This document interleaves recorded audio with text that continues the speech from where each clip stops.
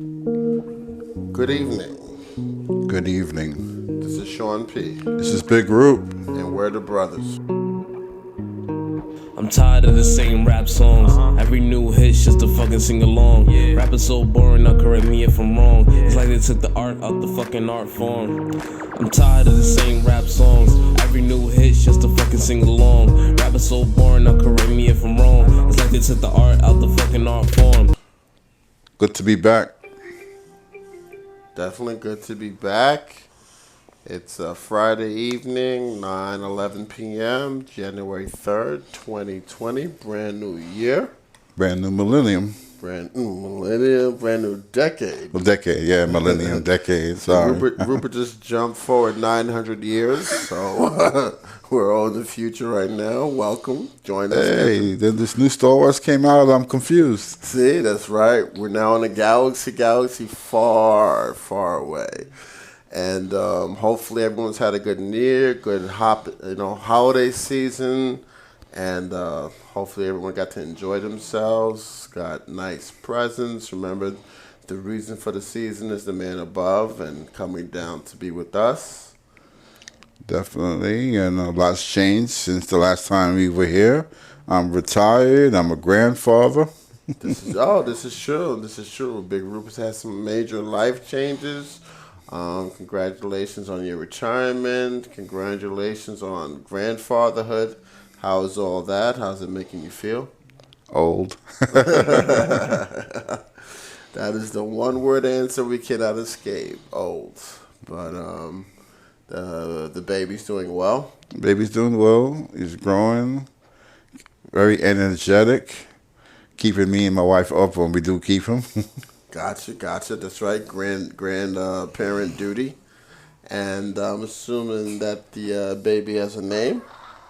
Yes. Travis Julius Orrell Jackson. That's right. And for short? TJ. TJ. Okay, baby. TJ's with us. And we're glad to be back with you here on The Brothers. And today's topic is Black Rage. Fight the power. Fight the power. Okay. It's a very emphatic term. I don't know if it's sometimes misunderstood or misinterpreted by certain people or certain parts of society. It was probably most notably used in the trial of the Long Island Railroad gunman, Colin Ferguson. Yeah, his defense attorney, William Kunstler, and Ron Kuby presented that in the 1994 case. Right. And it wasn't actually used. Colin Ferguson decided to defend himself and said he was innocent, which is a whole nother story because he was seen, apprehended at the scene, and numerous eyewitnesses. So clearly he was guilty. He was found guilty, and the black race defense was never used. But nevertheless, it is a real thing. And there is a book going back to 1968 called Black Rage. It's by two psychiatrists, both African American, and they basically define the nature of that phenomenon in the book in the aftermath of the Dr. King assassination. And they try to explain that, over the years of violent abuse and mistreatment, that there were certain behaviors and conditions that were absorbed by the black community that manifested themselves in what's known as Black Rage. So today we're talking about the topic because there are numerous incidents going on.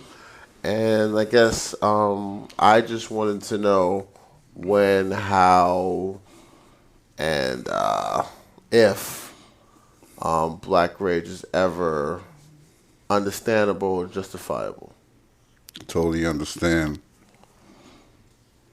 So, Big Roop, I don't know if you have anything to add to the definition or just to the introduction of the topic. I just a couple of footnotes.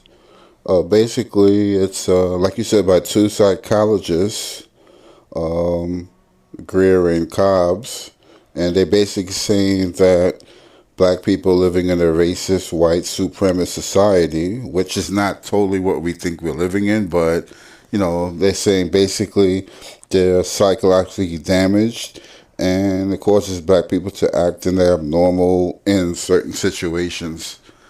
So certain situations, I guess, can have that type of effect if you feel that you have no voice and, the authorities are on you in a certain way. Right, right. And I mean, it makes sense. I mean, it's funny when words are used and digested, and sometimes when you sit back and take a word for what it is and apply it in reality, it's more accurate than you initially might think. Like when you say white supremacist society, naturally a lot of people say, oh, no, that's not what's going on. But then when you look at the poverty rate, the incarceration rate, the arrest rate, when you look at certain laws that are targeted of a particular group, right? When you look at the fact that we make a small percent of the population, yet the majority of the prison population. And when you realize that there's no tangible, realistic reason why, it does make you pause and consider and sometimes accept that we are living in a white supremacist society. And people say, oh, no, that's not true. And it's not saying that we're in an overt white supremacist society where, the KKK is running the White House. And I'm not being funny because some people would say that's what's going on right now. But no, I mean, for a candidate to openly run wearing a KKK robe, getting nominated as a KKK candidate, and getting elected. I'm not talking about under the radar. We're talking about, no, this is who I am. So I think some people think of white supremacy in the most blatant form. Overt, yeah. Right, overt. And not necessarily looking at the details, saying, why are people being incarcerated at such a high rate, right? When there's no tangible evidence that they're committing crimes at a higher rate. And why are people living in harsher conditions of poverty and degradation that may lead to those crimes? And once you do the homework, I mean, 2 years ago, 3 years ago, 13 came out on Netflix.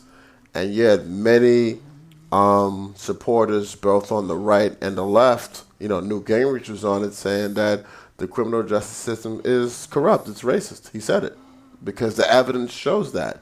It's not overt sometimes, but when you look at the data, you look at the results. It is a white supremacist system. It is biased. And so going back to black rage, when the definition you gave was put out there, some people say, oh, we don't live in a white supremacist society. And you can say, well, not an overt one, but there is evidence to say that, no, the society isn't fair for everyone.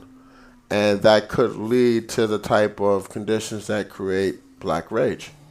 No, definitely. I mean, I guess when you see a white supremacist, they think, like you said, someone with a white sheet on sitting on the White House in the Oval Office. Right, exactly. Overtly waving the flag, doing overt things and saying, well, this is my country, not yours, and get out.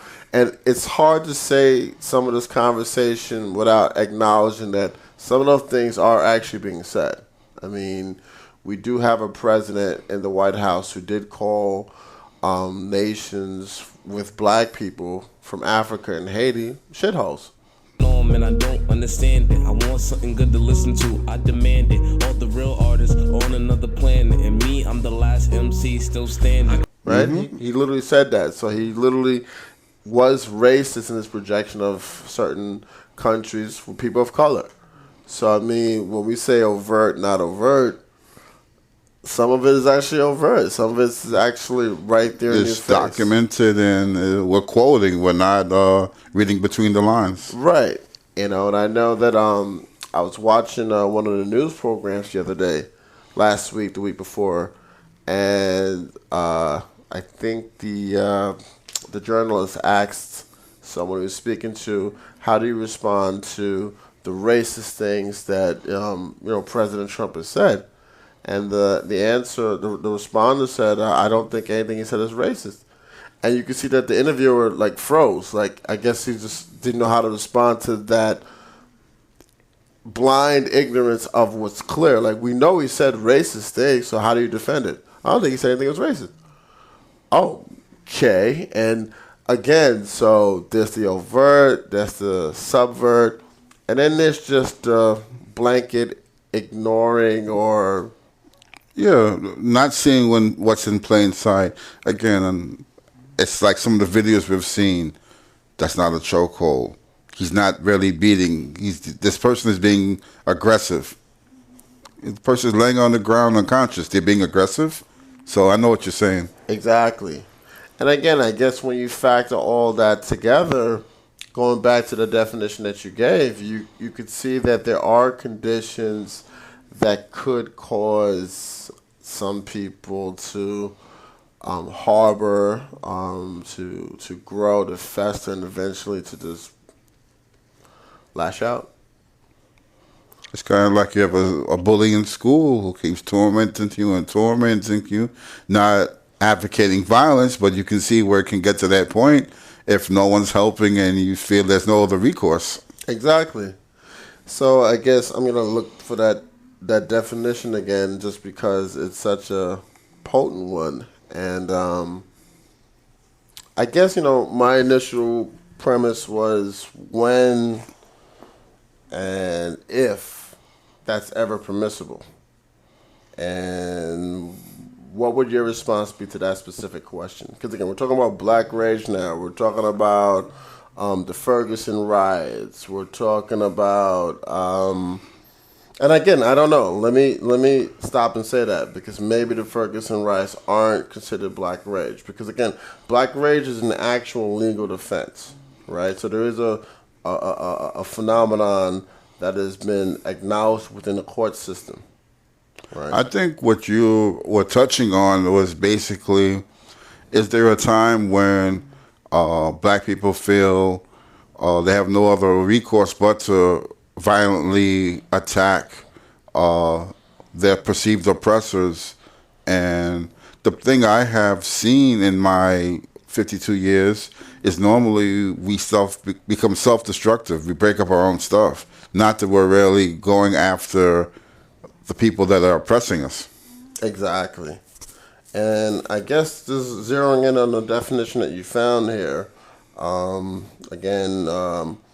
black people living in a racist, white, supremacist society are psychologically damaged by the effects of racist oppression, and this causes black people to act abnormally in certain situations. And I guess that might be the part that I want to hone in on, the fact that the damage causes black people to act abnormally in certain situations, right? The underlying words to me there are damage, right? Because something has to happen for something to be damaged. And then that damage causes black people to act abnormally. So I think that's really where I would focus on, because there is a lot of factors that go in that can damage the psyche of the black community, and which we've mentioned before. I mean, being followed around the store when you're doing nothing wrong, being harassed by police when you're going about your business. If this becomes a habitual pattern, it can actually damage your psyche where, you don't walk as a free person in society. Yeah, you have certain preconceived notions and things running through your head.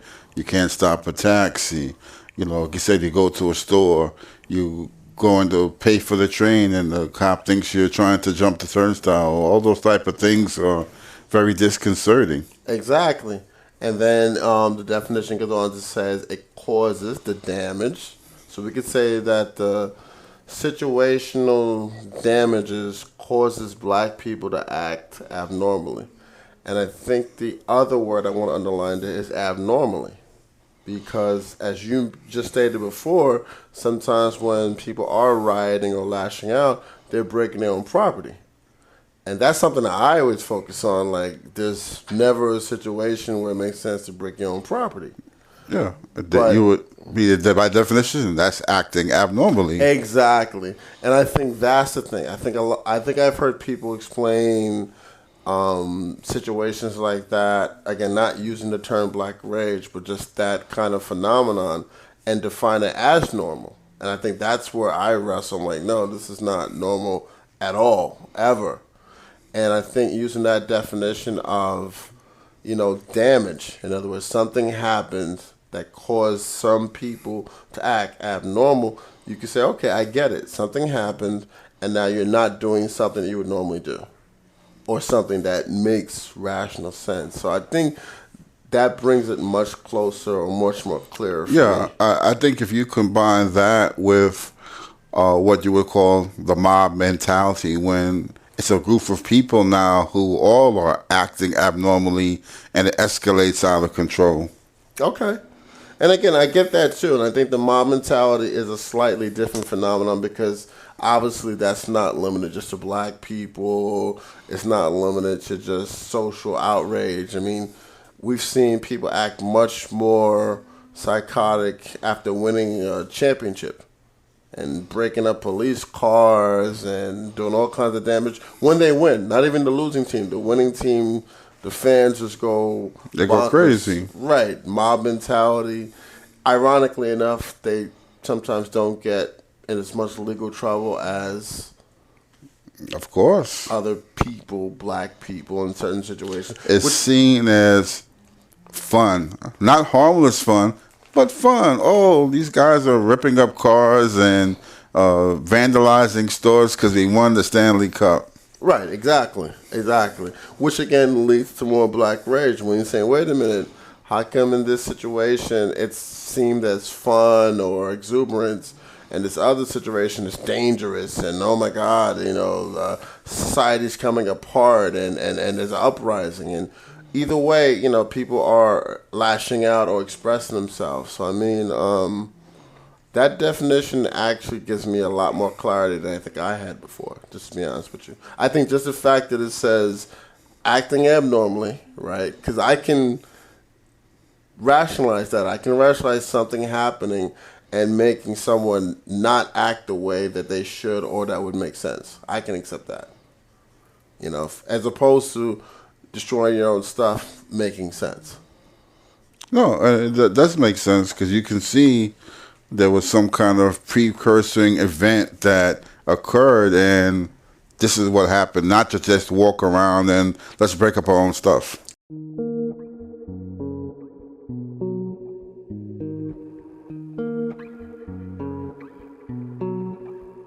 Right.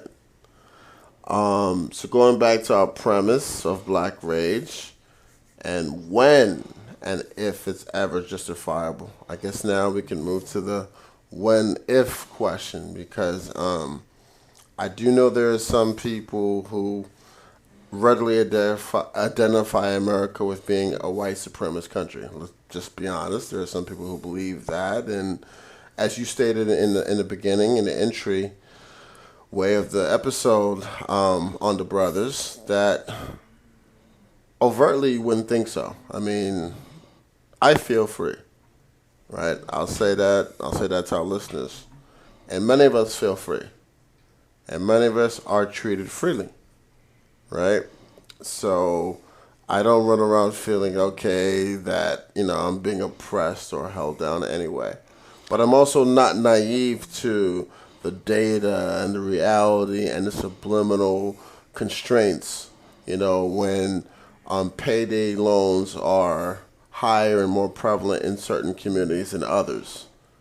Arrest rates, car infractions. Exactly. Again, I experienced that the other day going to a different area, and all of a sudden it seemed like they purposely set like traps to get you to pay money for tickets that you don't have. Exactly.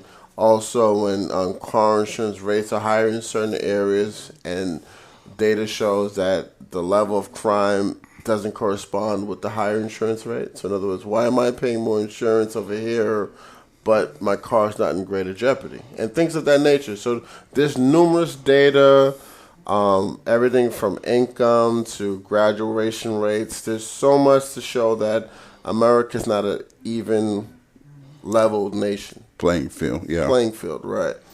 So again, the white supremacist part depends on how you look at it. Some people see that everything about the United States of America is racist, it's white supremacist from the start till now.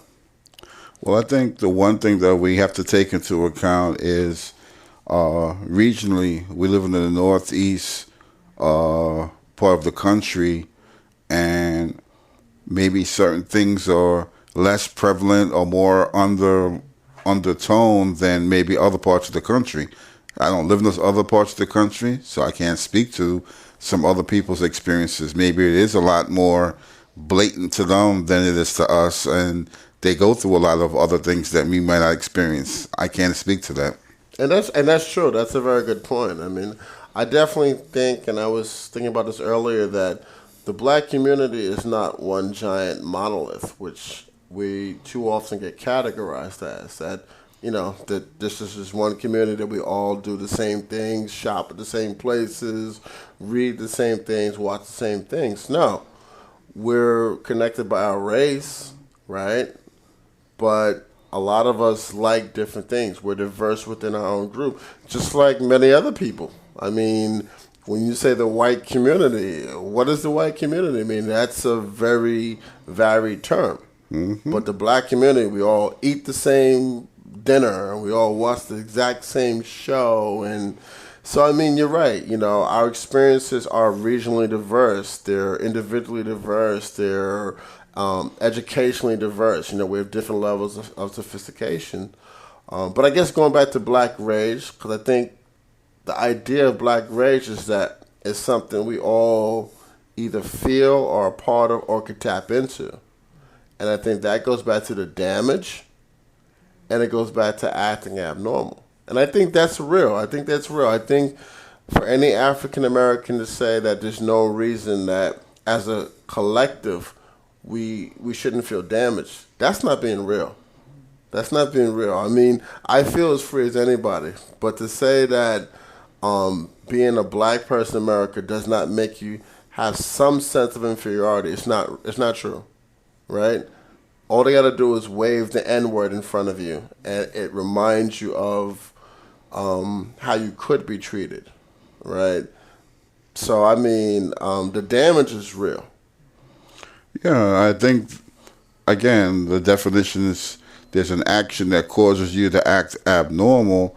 And again, say in Ferguson, you see a young man sprawled out, killed by the police on the ground for hours. That can cause you to act abnormal. You're like, why is he here? Why won't you take him to the authorities or whatever and have his body processed? You leave him in the street like he's rubbish. That's going to have you act a certain type of way. Yeah. I can imagine, and I can imagine if anybody witnessed it. I mean, it's one thing if you come on the scene after something happened. It's another thing if you're there watching it play out, and maybe you want to go differently and it doesn't.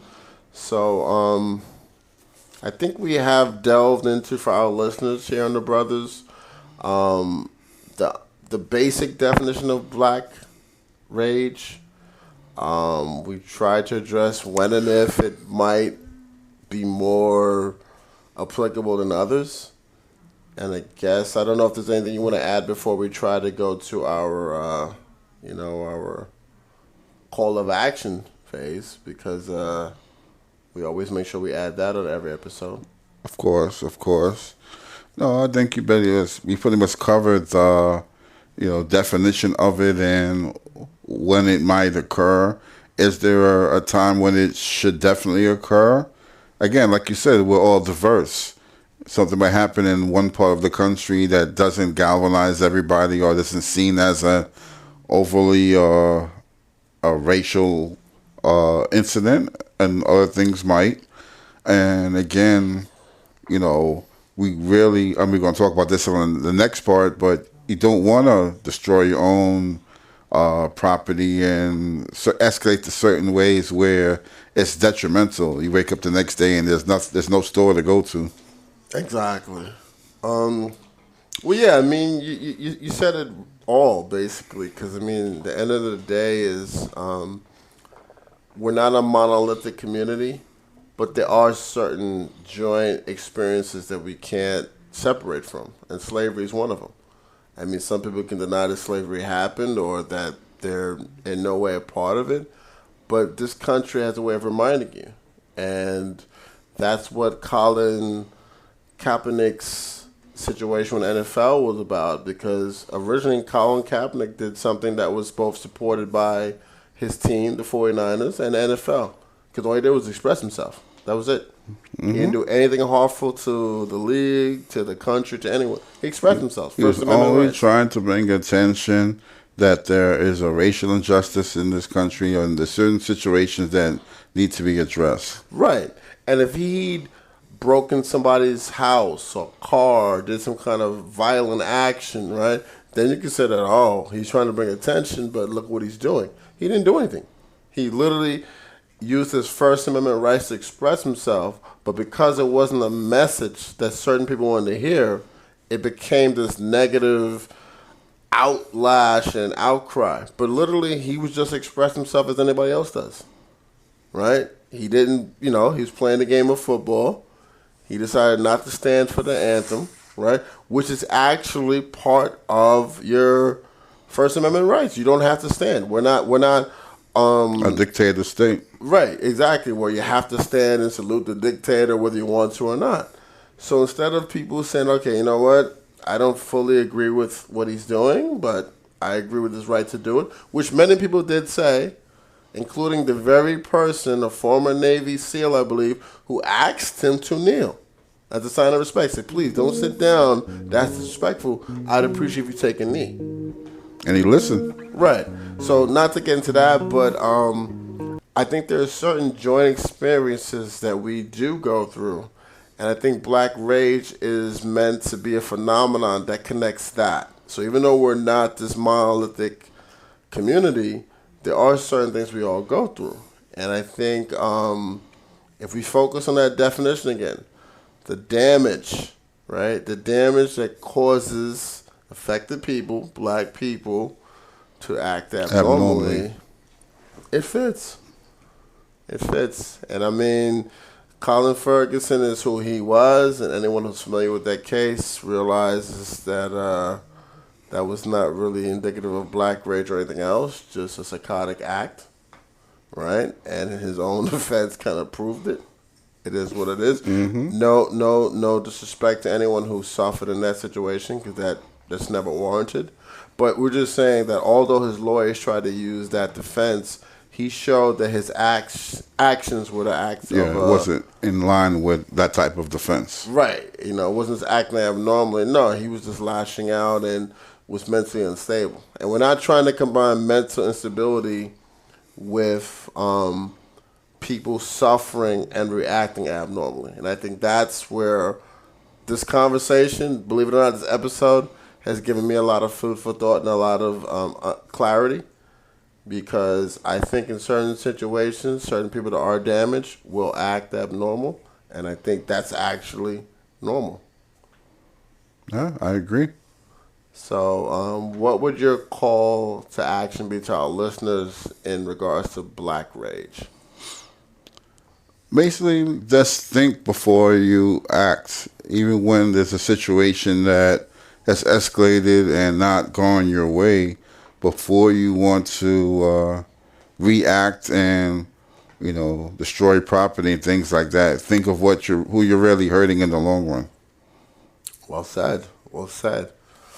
I think for me, my call to action in Black Rage is maybe for us to be a little bit more proactive and try to be a bit more involved in the political process and the community process so that we're not being damaged. Maybe if we can be a little bit more connected, right, and stand up for ourselves proactively, we won't be damaged where we have to lash out. And it's not a solution that would happen overnight, but you know what? We have to pay attention to the political process. We have to go out and vote. And not just at the big elections, but all elections. We have to start trying to get on school community boards and making sure that lights are put up in the right corners so people aren't being harmed. And, just really take more of a civic responsibility in our communities. Be more involved with the community, like you said. If you start with even low-level things, like you say, getting a speed bump put in, getting street lights, put up to a busy intersection. Those are things that start, and you start to give the powers that be need to take attention to this area. These people are actually united and they have a voice. Exactly. So I think in summing up and just going back and forth in this conversation, I think we can both agree that a good call to action in regards to black race is black empowerment. If we can empower ourselves and not be damaged, then we don't have to act abnormally. And therefore, if we become more empowered as black people, we don't have to be more outraged as black people. Exactly.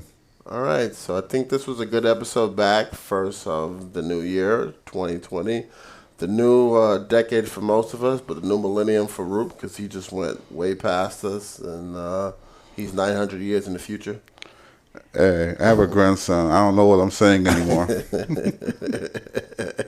No, we are all here. We're back, and we'll bring you another episode soon on the Brothers. I'm Big Roop.